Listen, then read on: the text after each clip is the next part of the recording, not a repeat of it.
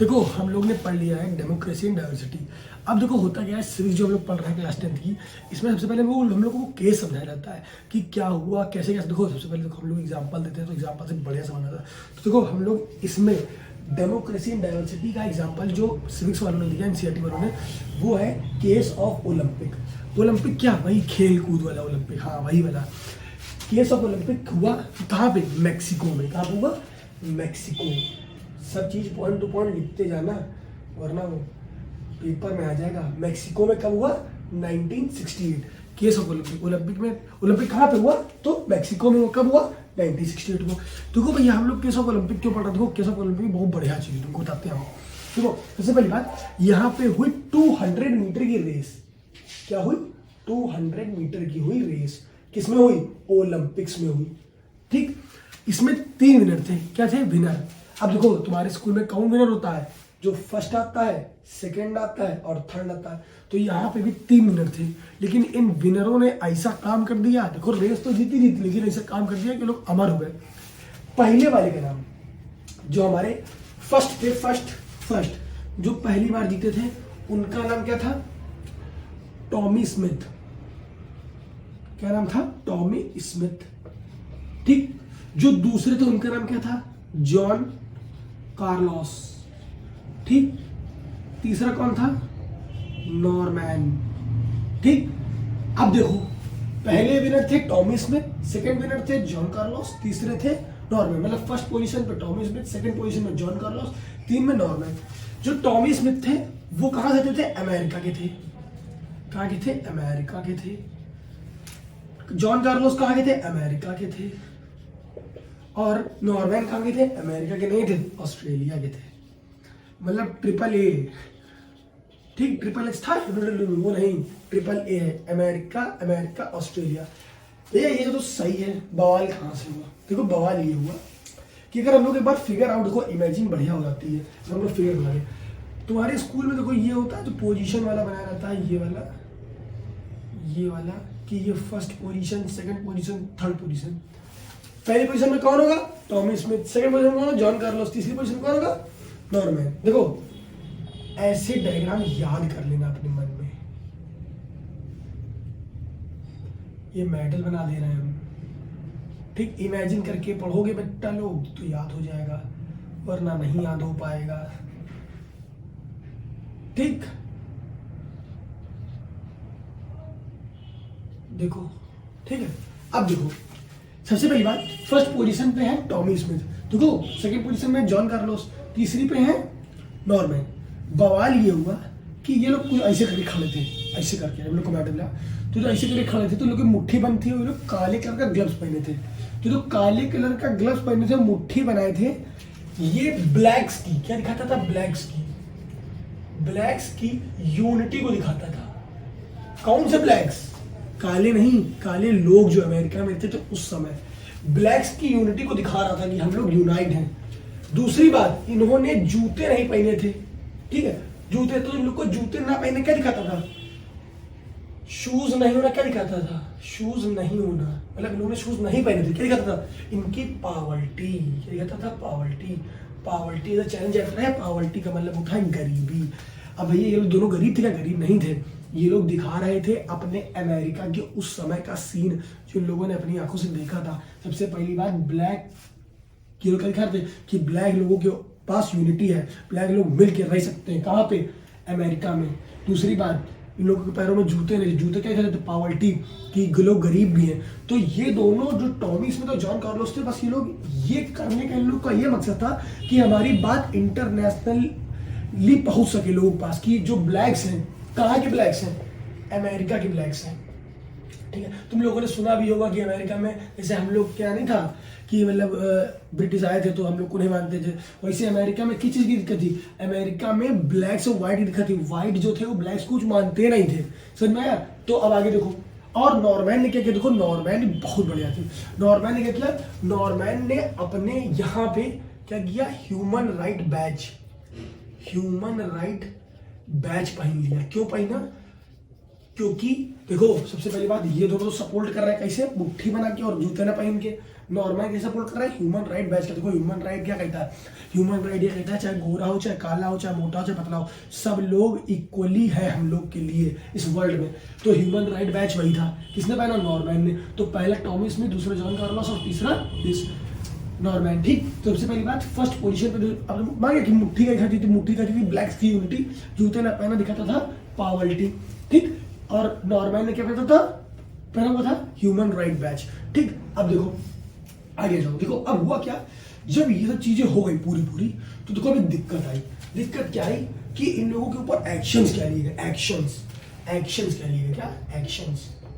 भैया अमेरिका में जब ये बात पहुंची होगी, तो अमेरिका थोड़ा क्या है, भौकाली देश है, तो वहां पर जब ये बात पहुंची तो एक्शन क्या लिए गए, इन लोगों को जो मेडल दिए गए थे, मेडल क्या दिए गए थे, मेडल्स इन दोनों को वो वापस ले लिए, छीन लिए गए। नॉर्मैन को अगले नेक्स्ट ओलंपिक्स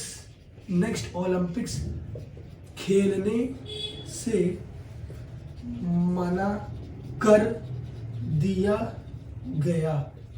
ठीक, इन दोनों से मेडल ले लिए गए, मतलब गोल्ड ले लिया गया, सिल्वर ले लिया गया।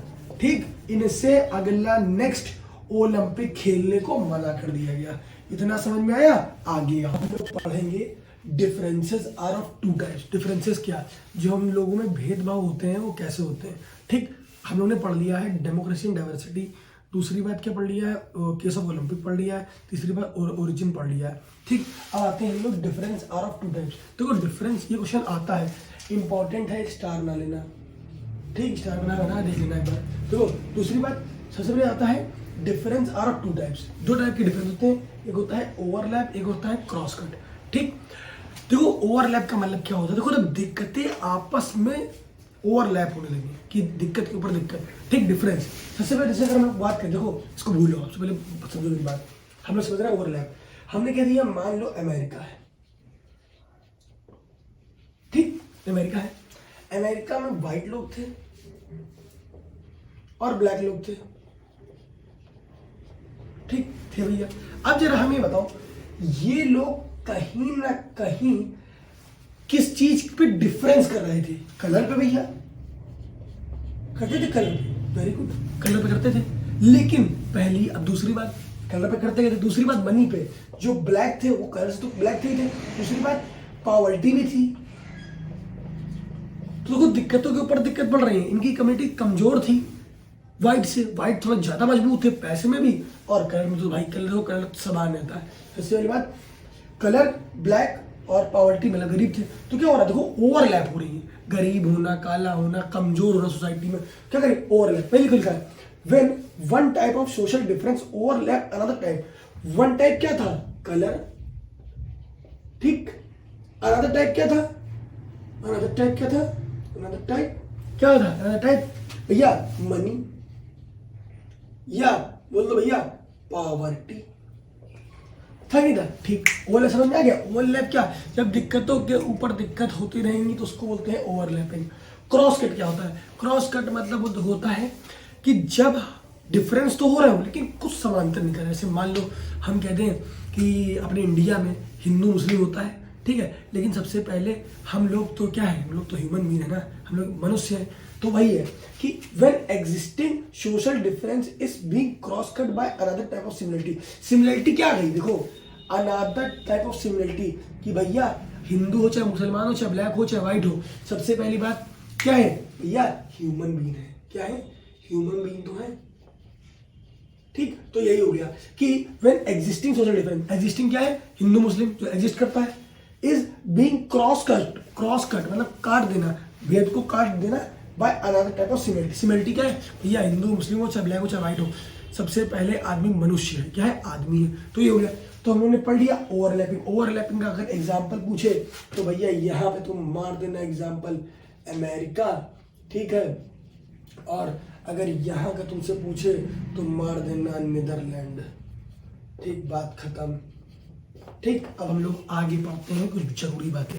देखो अब हम लोग पढ़ने वाले हैं केस ऑफ नॉर्दर्न आयरलैंड। देखो नॉर्दर्न आयरलैंड में क्या क्या हुआ हम लोग समझेंगे। आओ देखो, ये पूरा आयरलैंड का मैप है और ये क्या है, नॉर्दर्न आयरलैंड। देखो ये नॉर्दर्न आइलैंड, ये सदर्न आइलैंड। ऊपर की चीज को बोलते हैं नॉर्थ, ऊपर के पोर्शन को बोलते हैं नॉर्थ और नीचे के पोर्शन को बोलते हैं साउथ।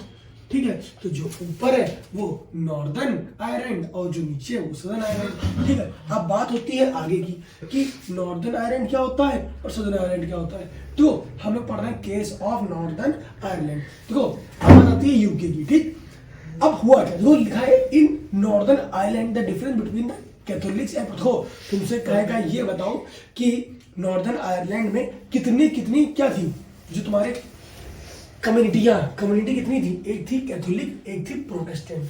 बिकम सोशल डिवीजन, देखो लड़ाई किन दोनों के बीच में हुई नॉर्दर्न आयरलैंड में, Catholics Protestant. Become social difference, तनाव का कारण ये दोनों थी। As the Catholics were poor, देखो पुअर कौन है, कैथोलिक्स पुअर है और जो प्रोटेस्टेंट है वो क्या रिच है। पीआर याद रखना, पीआर और सीपी याद रखो, Catholics were poor Protestant were rich. ठीक है, इतना हो गया। अब आती है देखो सबसे पहली बात, जो कैथोलिक्स थे वो कितने थे, 44% थे। कहां पे, आयरलैंड में। प्रोटेस्टेंट कितने थे, 53%। तो याद रखना कैथोलिक्स वर 44% एंड प्रोटेस्टेंट वर 53%। ठीक, अब सुनो इनका मैटर क्या था। देखो कैथोलिक्स की पार्टी थी नेशनलिस्ट पार्टी, जो कैथोलिक्स की पार्टी थी वो थी नेशनलिस्ट पार्टी। ये चाहती थी कि हम लोग, कौन, कैथोलिक्स चाहते थे कि हम लोग आयरलैंड में ही रहें। ठीक, दूसरी बात प्रोटेस्टेंट कितने थे, 53%। ये इन लोगों की पार्टी थी यूनियनिस्ट पार्टी। और क्या चाहते थे ये लोग कि हम लोग किसके साथ रहें, रिमेन करें यूके के साथ। देखो अपनी अपनी कंडीशन होती है, अपनी अपनी मांगी होती है। हम लोग ने इतना पढ़ लिया कि नॉर्दर्न आयरलैंड में क्या क्या हुआ, कि पहली बात आयरलैंड ये, नॉर्दर्न ये, सदर्न ये। नॉर्दर्न में दिक्कत, नॉर्दर्न पोर्शन चाहता था कि हम यूके के साथ जुड़े। नॉर्मली देखो कैथोलिक्स पर 44%, प्रोटेस्टेंट पर 53%। ठीक, कैथोलिक्स जो थे वो क्या चाहते थे कि हम लोग आयरलैंड में रहे, प्रोटेस्टेंट 53% हो जाते थे कि हम यूके में रहे। इतना मसला था नॉर्दर्न आयरलैंड का। अब हम लोग बात करेंगे आगे, जैसे कि हम लोगों ने देख लिया केस ऑफ नॉर्दर्न आयरलैंड। हमको ये बताओ कि प्रोटेस्टेंट और कैथोलिक की क्या परसेंटेज थी नॉर्दर्न आयरलैंड में। देखो दोनों के बीच में झगड़ा हुआ, इसे प्रोटेस्टेंट और कैथोलिक्स में। वॉर एंड, जो झगड़ा था वो कब एंड हुआ, 1998। 1 नंबर मार्कर में आ सकता है, याद रखना। ठीक, फिर क्या हुआ, जो क्या था यूनियनिस्ट पार्टी, ओ नेशनलिस्ट पार्टी थी। नेशनल पार्टी की किसकी पार्टी थी, कैथोलिक्स पार्टी थी। वो रूल करने लगी कहाँ पे, इसमें आयरलैंड में। और इन्होंने ट्रीटी साइन करी यूके गवर्नमेंट के साथ, हाथ मिला लिया। देखो हाथ सही से बन नहीं पाया लेकिन ना, हाथ मिला लिया और क्या करा, साइंड अ पीस ट्रीटी कि भैया अब हमारे तुम्हारे बीच में कोई झगड़ा नहीं होगा, ना कोई आएगा ना कोई जाएगा, जहां हमें वहीं रहेंगे। ठीक, तो लिखा है after northern Ireland is the part of UK. किसका पार्ट हो गया, नॉर्दर्न आयरलैंड यूके का पार्ट हो गया। And all the communities were happy. पहले आयरलैंड का पार्ट था, अब किसका पार्ट हो गया, यूके का पार्ट हो गया। यही तो लोग कराना चाहते थे। देख लो कैथोलिक्स पर 44%, कैथोलिक्स की पार्टी का नाम था नेशनलिस्ट पार्टी। ये क्या चाहती थी कि हम लोग कहाँ रहे, नीदरलैंड में रहे। लेकिन प्रोटेस्ट कितने थे, 53% थे। यूनियनिस्ट पार्टी थी इनकी, ये कहते थे रिमेन इन यूके। यार जो ज्यादा होगा उसका एम पूरा हो जाएगा। ज्यादा थे प्रोटेस्ट चाहते थे कि हम लोग यूके में जुड़े। After northern Ireland is the part of UK. आखिरी में यही हुआ कि जो नॉर्दर्न आयरलैंड था वो किसका पार्ट हो गया, यूके का पार्ट हो गया। ठीक, अब आगे आ जाओ। तो चैप्टर का आखिरी टॉपिक है factor that decide the outcome. क्या आउटकम, देखो सबसे पहली बात होती है कि हम लोगों ने पढ़ा डेमोक्रेसी एंड डाइवर्सिटी। देख रहे हो कि दो कम्युनिटी अलग अलग मिल रही है, तो लड़ाई हो रही है, कहीं ब्लैक है कहीं वाइट है, कहीं कैथोलिक्स है कहीं प्रोटेस्टेंट है। तो ये सब कैसे देखने में नजर आता है कि ये सब आगे होने वाला है। मतलब क्या, ये जो पॉइंट दिए गए हैं ये क्या है, फ्यूचर डिपेंडेंट। क्या है, फ्यूचर डिपेंडेंट। मतलब इन चीजों से पता लगता है कि आगे किसी देश में या किसी कम्युनिटी, दो कम्युनिटियों में गड़बड़ आने वाली है। पहली बात, how people pursue their identity. Example Muslim, example Hindu. कौन अपनी आइडेंटिटी को कैसे देखता है। मान लो हिंदू सोचते हैं हम बड़े हैं, मुस्लिम सोचते हैं हम बड़े हैं, दोनों में लड़ाई हो जाएगी। लड़ाई होगी तो अलग होना पड़ेगा। ठीक, दूसरी बात आता है how the leader of political parties raise their demand.